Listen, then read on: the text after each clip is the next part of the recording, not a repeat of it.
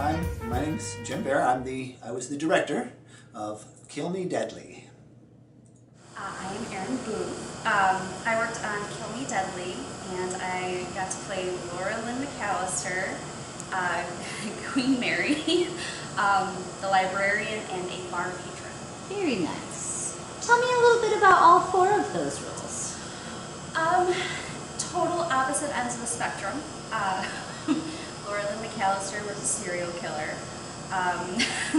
Queen Mary was a very, very crazy homeless woman, and then their librarian was very quiet and demure, and the bar patron, she liked to hang out at bars and drink martinis. Interesting. She was a patron of bars. She was indeed. She did not hide what she did. So what was it like to work with Jim? It was so much fun. I hadn't been in a show since my first year of college, and for a while I was just backstage. Bad experience with the high school drama teacher. Yeah, it was very hard to break into the little inner circle that he would like to cast. So for a while I was just backstage. Yeah. And this is the first time in many years, many moons, that I was back on stage, and I don't think I could have asked for a better director for that, first time back on stage. He was very helpful. He was very patient, and any critiques you had, he would talk to you about them. He wouldn't yell them at you. He would explain where he was coming from, and it helped. Yes. Erin, I gave her probably one that I thought originally was just a tiny little throwaway part that didn't matter at all. And she took it and she ran with it, and she put such characterization into Lady Mary that it was just astounding every time I watched it. She was amazing. What were a couple of your favorite moments of the show? Of the show itself, when Chuck got what he deserved, and he got slapped back all those times. He was slapping everybody in the show, and finally he got his. So that end scene was just hilarious. I would say off stage, all the rehearsals, the cast, just again amazing. Everybody got along so well and helped each other and supported each other, and I think that's what made the show work so well, is that people were just worried about their own part. They were worried about it all coming together as one. It was a big happy family. It truly was. Favorite moments directing the show? Well, getting young Tyler to get the turntable turning at a comfortable speed was a lot of fun, especially when we had 5, 6, 7 people on it, and he had to get on that little bicycle and pedal it. That was always fun to try and be the taskmaster. Say, come on, you got to turn it faster than that, that sort of thing. But just the challenges in it with a script that has 30 individual, separate, very different scenes, and how you're going to change those and that sort of thing was the big thing. 20 years from now, what do you hope to still be remembering about the show? What do you hope extracts out and then is still with you 20 years from now? I know the memory that I'll take forever is during auditions. I was watching all these amazing people audition, and I'm sitting back in the corner, physically hiding myself, texting my husband saying, I can't do this, I cannot do this. And as I got my stuff together, I got up to just sneak out the door. Jim called me up, and it was the point of no return. I couldn't go back. So that moment helped me to kind of ease right back into it. And the show, I think that what I will always remember is how wonderful the cast was. A small cast, and we all got along, and we all had a really great time. It's a fun show. It was a fun cast. They came through. Yeah. I think at least. Yes, I think so too.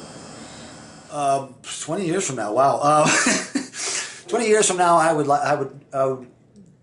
imagine I will look back and say that was probably the most difficult, technically difficult production I'd ever done in my entire career. Because of, like I said, 30 scenes that completely different, and you have to go from one to the other in a heartbeat. I had no idea going into it how I was going to do it, so the challenges of that, I think, is what I will remember. In 2017, if you could wish anything for PM&L and the PM&L family, what would it be? Sold out shows. Just sold out shows all season long. I think that in a smaller town like Antioch, having this open to everyone. I didn't know that it was open auditions for the longest time. I used to live right down the street in Bristol. Great. Drove past it 1,000 times a day. Never knew. But I think that having this here and being so welcoming to everybody that comes in is just amazing. And I definitely wish sold out shows, fun times, and all the shows for everybody. I would like to see PM&L delve into some of the newer works. I understand that the old classics are big money makers, but there are a lot of newer, I should say, scripts that for some reason the theater seems to be reluctant to address, and I would like to see a little bit more of that sort of thing happen on the stage. If you could just give a New Year's Eve shout out to the cast and crew of Kill Me Deadly, what would you say to them? Definitely thank you. Thank you for welcoming me. A lot of people have worked together before. Specifically, Crazy Jim Stahl was the very first person to start talking to me and kind of help me kind of open up. But definitely a huge thank you. Just thank you for reminding me how much I love the theater. On stage, backstage, just helping out in concessions. It's kind of, I've been welcomed to another family, and I've met so many wonderful friends that I consider family. And it's just been such a good time, and it's really helped me. So. Very nice. I just want to say thank you to all the cast and their marvelous talents, and especially our technical crew, with a special shout out to Gene Lefebvre for all of his extra work that he did in getting the sound in place. It was a lot of fun. Oh, do you have anything else you'd like to add? That PM&L should do more shows like Kill Me Deadly because it was so out of the box and amazing to do. It wasn't the classics. It wasn't the same ones that you see at other theaters. It was crime noir. Yes. It was awesome. Definitely. Very good. Well, I was thinking about how I was quite blessed with not only an amazing cast who surpassed all expectations, but a technical crew that went above and beyond all expectations. The set, the lights, everything worked together to really get the atmosphere that was needed for this kind of production.